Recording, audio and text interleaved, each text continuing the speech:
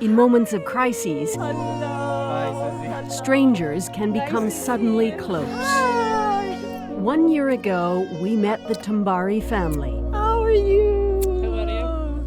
So good to see Syrian refugees about to leave everything they knew. You've grown up. You've grown up. We were a precious link to their new country, but we hadn't seen them since. I have some pictures I brought to show you. Yeah. Mama. The Tambaris are just one family, settling in Windsor, Ontario. Thank you. But what they've gained or lost, where they've succeeded or failed, mirror the experiences of the tens of thousands of Syrians who've taken refuge in Canada.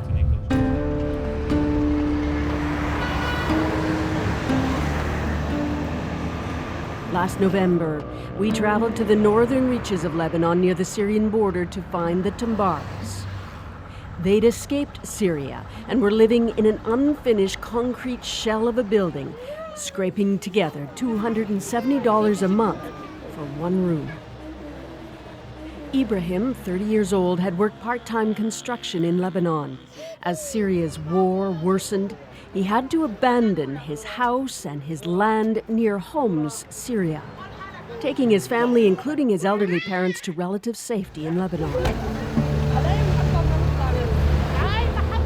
When we arrived, friends were coming to say goodbye, and the family gathering for one last supper before they left for Canada the very next day. Ibrahim, this is your last night here. How do you feel about leaving all this behind? I left everything behind me when I left Syria. I feel so sad to leave my parents, but I'm happy for my children. Because here they're growing up without study, without anything. I never went to school, and I want my children to go where there is security and stability. Their offer from the UNHCR to go to Canada included his wife Zainab and his 4 kids, but not his parents Mohammed and Ida, nor an orphaned nephew, part of the family. They are going to a country where there is everything. I know that I might not see them again, but I'm so happy for them.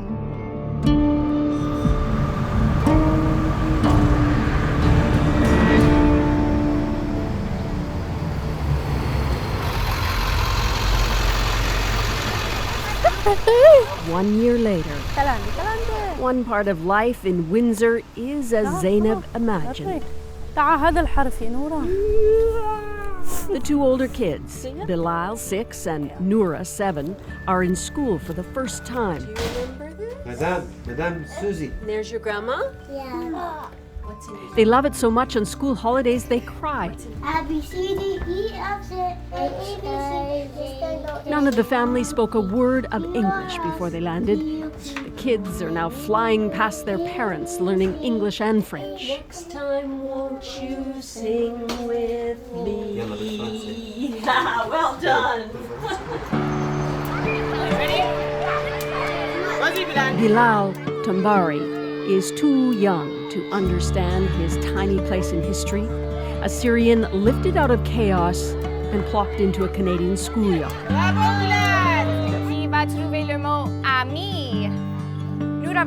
Neither he nor Noura can appreciate the decisions their parents made and the moment in Canada which helped make it all happen.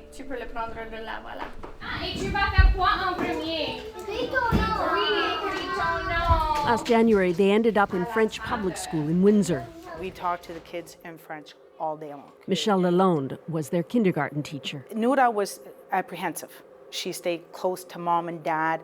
Bilal, on the other hand, he was ready to come in and play. He was just ready to go. It was like, oh, there's toys. Wow, so that was the first day we were introduced to them. En automne, les feuilles changent de couleur.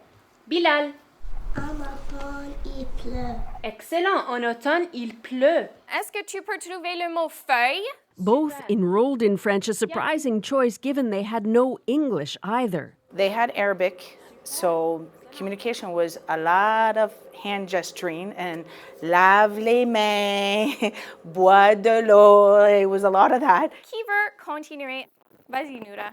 Les feuilles tombées. Les But the Tambaris wanted their children to speak both of Canada's official languages. They came at the end of January, and I would say by the beginning of March, they completely understood us in French. Bravo, Bilal. What a difference between January and June. You saw them relaxed. This was home. It had become home. وهون الصالون.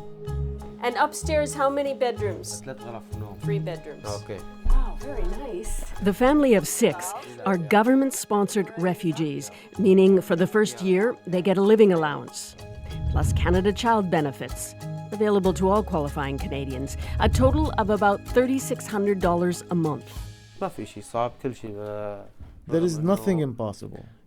I'm happy here and very grateful. This is our adopted home. This neighborhood has welcomed immigrants for decades. Gemma Milani, the Italian grandmother next door, adores the kids who call her Nona. She's lived here 50 years. Okay, you go. A widow now and often stops in for coffee, bridging the cultures even without language. Gemma, did you ever know any Syrian people before they came here? No. And Ibrahim, had you ever met an Italian before you had Gemma as a neighbor? لا. No. No.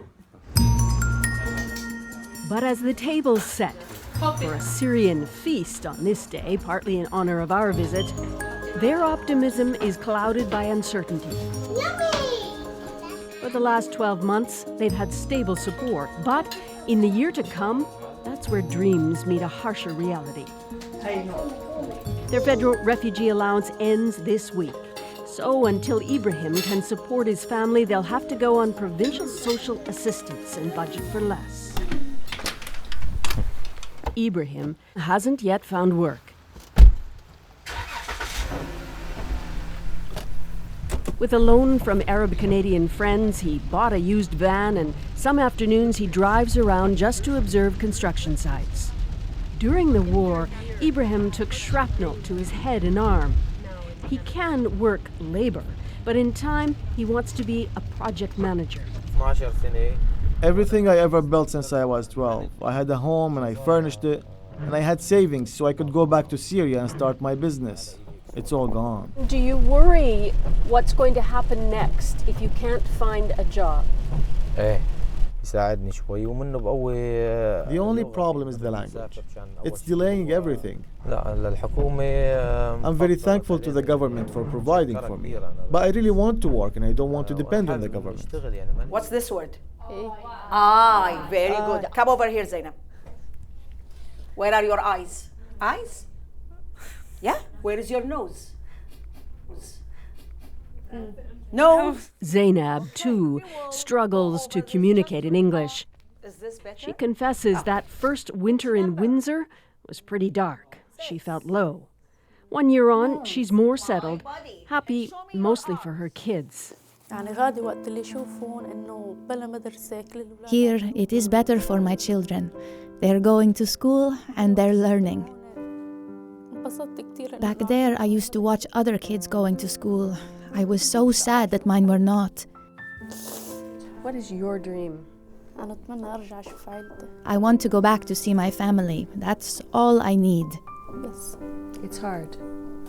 And what do they think of you moving so far away to live here?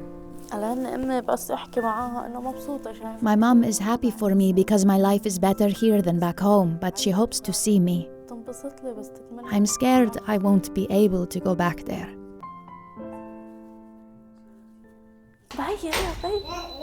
Zainab is just 28, with 4 kids, and now pregnant with a 5th child, due next April. More pressure for Ibrahim to come up with a job to support his growing family. Zainab and Ibrahim know they got a rare chance to start again. But the video we brought of their last days in Lebanon evokes some painful memories of family left behind. Ibrahim saw his mother last at the Beirut airport. Like so many refugees plucked from war, he feels guilt and pressure to help his extended family. It's called the echo effect, and it's common amongst refugees.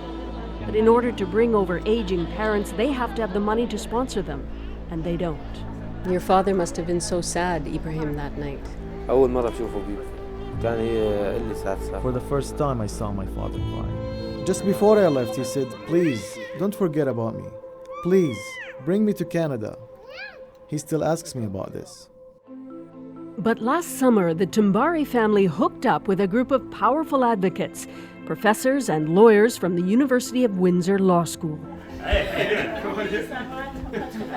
Chris Waters, Dean, and his wife Anneke Smit organized a group to sponsor the Tumbari grandparents and an orphan grandchild. We've torn family units apart. Family units in this case are not just the nuclear family, the young parents and the young children, but the grandparents, the siblings, families who have been already decimated by war, and those people who have clung together, and now we've kind of said we'll take some and not the rest. But you know the naysayers who say not only have we taken enough, but now we will be paying for more. I think there's a big assumption to say that people who are elderly don't contribute to society. I mean, I just think that's offensive. I don't think it's true. The application went in last week, but they've been warned the wait could be more than a year.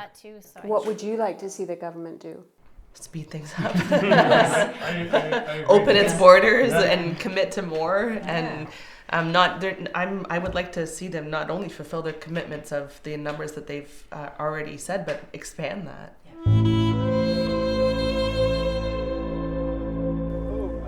One year on, the Tumbari family hasn't yet found a steady footing. With no job, another child on the way, and distant, desperate grandparents, their new life continues to challenge them.